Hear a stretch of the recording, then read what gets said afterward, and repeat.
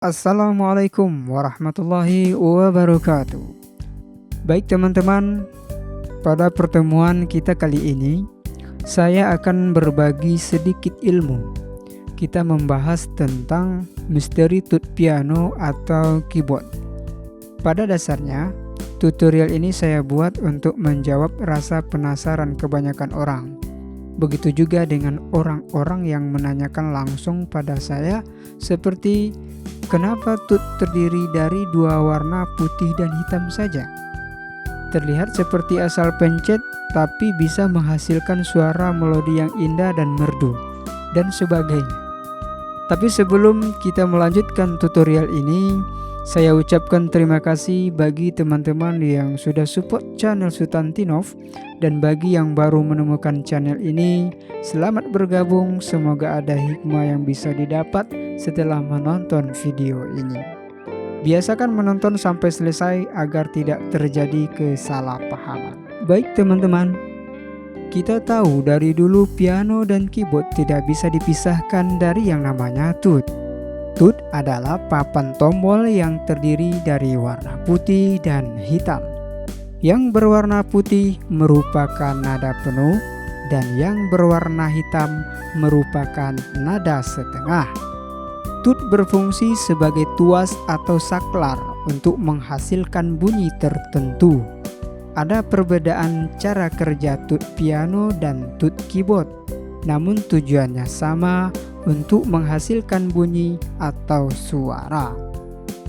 Pada piano, tut bekerja sebagai pematik senar sehingga terjadi getaran dan menghasilkan bunyi nada dengan frekuensi tertentu. Sedangkan pada keyboard, tut bekerja sebagai saklar, tujuannya untuk menghubungkan arus listrik menuju komponen sehingga menghasilkan bunyi secara elektronik. Jumlah tut piano dan keyboard bervariasi. Rata-rata piano lebih banyak menggunakan tut dibandingkan keyboard. Kenapa? Karena piano merupakan alat musik yang sifatnya analog, maka memerlukan oktav real yang banyak, dan inilah yang membuat bentuk fisik piano rata-rata besar dibandingkan keyboard. Namun di zaman modern, piano sudah ada versi digital dan portable seperti keyboard pada umumnya. Sementara pada keyboard tidak membutuhkan tut yang terlalu banyak, karena dengan proses digital maka oktav dapat dinaikkan dan diturunkan dengan menggunakan fitur transpose. Susunan tut pada piano dan keyboard sudah menjadi sebuah ketetapan, terdiri dari 7 tut nada penuh yang berwarna putih dan 5 tut nada setengah yang berwarna hitam. Bila digabungkan, maka semuanya berjumlah 12 tut, dan kumpulan 12 tut yang tersusun secara teratur ini disebut dengan oktav. Semua tut pada piano dan keyboard tersusun dari beberapa oktav. Masing-masing tut memiliki nama. Tut pertama yang berwarna putih merupakan nada penuh bernama C.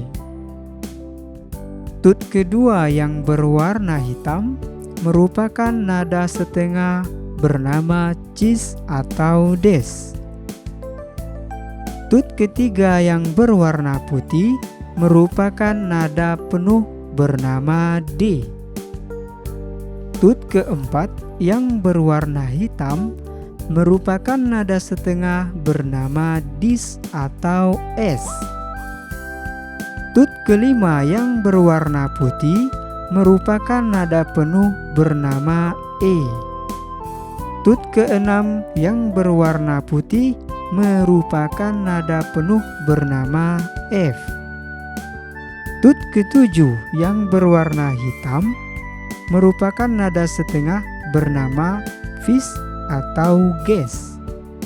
Tut kedelapan yang berwarna putih merupakan nada penuh bernama G. Tut kesembilan yang berwarna hitam merupakan nada setengah bernama gis atau AS. Tut ke-10 yang berwarna putih merupakan nada penuh bernama A. Tut ke-11 yang berwarna hitam merupakan nada setengah bernama ais atau bes. Tut ke-12 yang berwarna putih merupakan nada penuh bernama B.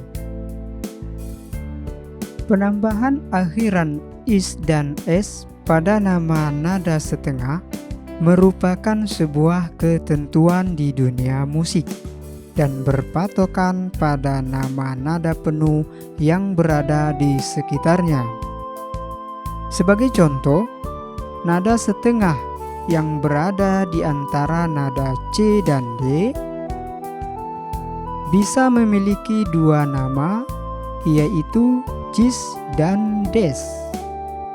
Dari mana datangnya nama cis ini? Karena nada ini posisinya naik setengah dari nada C, namanya masih tetap C, namun ditambahkan akhiran is, maka namanya berubah menjadi cis. Bagaimana dengan nama des? Karena nada ini posisinya turun setengah dari nada D, namanya masih tetap D, namun ditambahkan akhiran es, maka namanya berubah menjadi des. Contoh lain misalnya, nada setengah yang berada antara nada F dan G bisa memiliki dua nama, yaitu fis dan ges. Dari mana datangnya nama fis ini? Karena nada ini posisinya naik setengah dari nada F, namanya masih tetap F, namun ditambahkan akhiran is, maka namanya berubah menjadi fis. Bagaimana dengan nama ges? Karena nada ini posisinya turun setengah dari nada G, namanya masih tetap G, namun ditambahkan akhiran es, maka namanya berubah menjadi ges. Begitu juga cara menentukan nama untuk nada setengah lainnya. Sekalipun tut sudah tersusun dengan rapi sesuai ketentuan dunia musik, namun kita tidak bisa membuat melodi dengan menekan tut sesuka hati. Saat membuat sebuah melodi, kita tetap menggunakan teknik dasar, yaitu tangga nada. Muncul sebuah pertanyaan, bagaimana cara kita menentukan tangga nada sementara tut begitu banyak? Caranya begini, kita tahu sebuah tangga nada terdiri dari do, re, mi, fa, sol, la, si. Kenapa saya tidak menambahkan do? Karena do sudah masuk ke oktav berikutnya. Nah, dalam menentukan tangga nada pada tut piano dan keyboard, kita harus berpatokan pada nada dasar yang kita gunakan. Bila kita bermain dengan nada do sama dengan D, ini artinya nada dasar kita adalah D. Jika do sama dengan D, maka kita bisa mulai membentuk jalur tangga nada dengan menekan tut D adalah do, tut E adalah re, tut fis atau ges adalah mi, tut G adalah fa, tut A adalah sol, tut B adalah la, dan tut cis atau des oktav berikutnya adalah si. Bila kita bermain dengan nada do sama dengan dis atau es, ini artinya nada dasar kita adalah dis atau es. Jika do sama dengan dis atau es, maka kita bisa mulai membentuk jalur tangga nada dengan menekan tut dis atau es adalah do, tut F adalah re, tut G adalah mi, tut gis atau ais adalah fa, Tut ais atau bass adalah sol. Tut C oktav berikutnya adalah la. Tut D oktav berikutnya adalah si. Begitulah seterusnya cara mencari jalur tangga nada untuk nada-nada yang lainnya. Oke teman-teman, demikianlah tutorial ini. Semoga dapat dengan mudah dipahami. Silakan dibagikan video ini jika bermanfaat dan aktifkan lonceng notifikasi untuk mendapatkan video-video terbaru dari channel Sultan Kinov. Mohon maaf atas segala kekurangan. Sampai jumpa pada tutorial-tutorial berikutnya. Assalamualaikum warahmatullahi wabarakatuh.